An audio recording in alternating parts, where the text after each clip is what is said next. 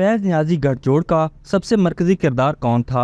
फैज नियाजी गठजोड़ का drop scene तो कौम ने देख लिया, और ये भी देख लिया कि पाक फौज की हदूद और कयूद और कानून बड़ा वाज़ेह और सख्त हैं। जो कोई भी अपने ज़ाती मफादात को मुल्की और इदारती मफादात से ऊपर रखता है, फौज ने बारहा साबित कर दिया कि ऐसे लोगों के लिए कोई माफ़ी नहीं। Lieutenant general retired Faiz Hamid और नियाजी के गठजोड़ का मामला इतना सादा नहीं जितना नजर आता है। नियाजी की तोहम परस्ती और नियाजी पर बुशरा का कंट्रोल देखते हुए फैज ने उसे बहुत जल्द जांच लिया और इसका फायदा उठाया, और नियाजी ने भी अपने किरदार की तवालत और सियासी फायदे के लिए फैज को खूब इस्तेमाल किया। चाहे उस्मान बुज़दार हो, फराह गोगी की मेगा करप्शन हो, मलिक रियाज के साथ मिलकर अलकादर ट्रस्ट केस हो, अदलिया से नियाजी के लिए सहूलतकारी या मुखालफिन को बदतरीन इंतकाम का निशाना बनाना, हर जगह फैज नियाजी गठजोड़ काम करता रहा।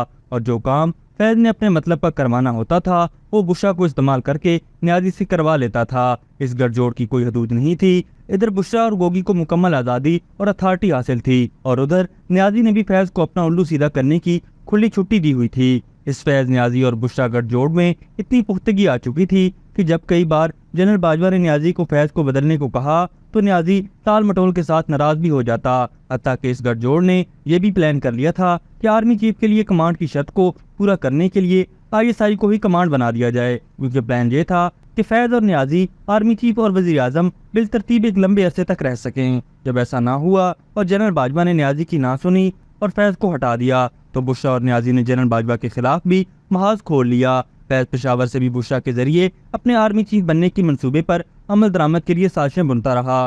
फैज ने आर्मी चीफ ना बन सकने और रिटायरमेंट के बाद नियाजी बुशरा के साथ मिलकर सियासी माहौल को गंदा और गैर मुस्तहकम करने का प्लान बनाया, जिसमें इस्टेब्लिशमेंट पर प्रेशर बढ़ाने के लिए मुख्तलिफ तरीकों से इंतशार, प्रोपेगेंडा, फेक न्यूज़ के जरिए मुल्क में हैजान कायम करने के लिए फैज नियाजी और बुशरा गठजोड़ ने हंगामी बुनियादों पर काम शुरू कर दिया। नियाजी के अडियाला जाने के बाद पहले बुशरा के साथ मिलकर फैज ने पाकिस्तान तहरीक इंसाफ को हंगामा आराई के लिए मुतहर्रिक किया, और जब बुशरा भी पकड़ी गई तो पसे पर्दा बैठकर फैज ने कुछ और रिटायर्ड मंजूर नजर अफीसर्स को पाकिस्तान तहरीक इंसाफ को पैगाम रसानी और सहूलतकारी में इस्तेमाल किया, जो अब आहिस्ता आहिस्ता पकड़े जा रहे हैं। यूं फैज के पकड़े जाने पर फैज नियाजी गठजोड़, जिसका अवलीन किरदार बुशरा है, पूरी तरह एक्सपोज हो चुका है।